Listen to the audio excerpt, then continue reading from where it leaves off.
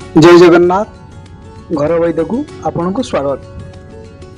अपराजिता फूल एक संजीवनी वृक्ष बा आयुर्वेदिक वृक्ष को कहा जाए। साधारणतः यह फूल गाँ गहली घंच जंगल एवं बाड़ी मानक देखा मिले। एवं भी टाउन में भी गछ देखा मिलूँ। ये गछ हूँ दुई प्रकार, गोटे हूँ नील रंगर एवं आउ गोटे हूँ धला वर्णर।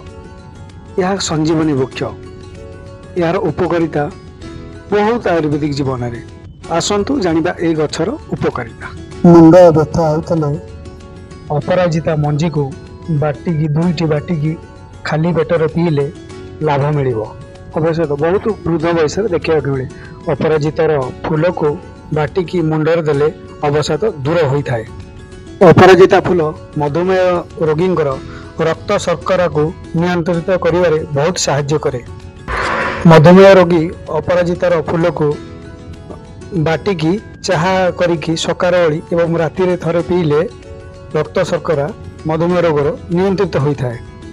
जदि आपण किडनी रोग रे आक्रांत अछंती, अपराजिता चेर को चाउल रे बाटिकी 5 ग्राम चेर को चाउल रे बाटिकी एक सप्ताह मध्य पीले 5 ग्राम अपराजिता चेर को जदि आपण चाउल पानी रे बाटिकी गोटे सप्ताह पीबे, किडनी स्टोन रु आपन को आरोग्य मिलिबो।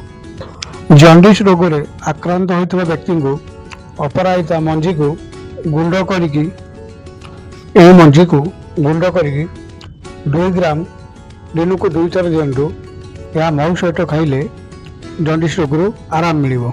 ता सहित अपराजिता चेर को 6 ग्राम गुंड करिकी दही सहित मिसेकी खाइले जॉन्डिस रोग शीघ्र दूर होता है।